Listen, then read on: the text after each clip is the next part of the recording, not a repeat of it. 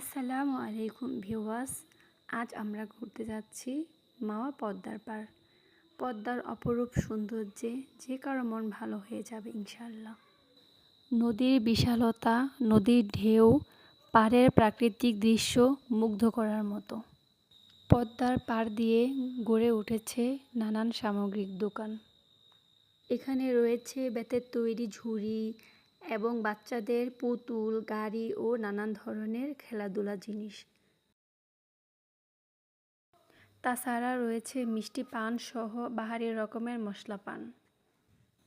পাশের দোকানে ছিল ঝিনুক দিয়ে তৈরি হাতের চুড়ি, গলা ও কানের নানান রকমের গহনা।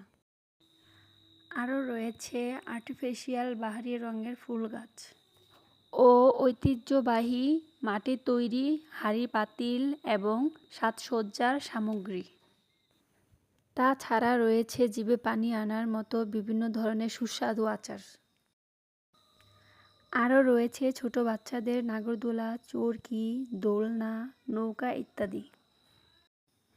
তো ভিউয়ার্স, আজকের জন্য এ পর্যন্তই। সবাই সুস্থ থাকবেন।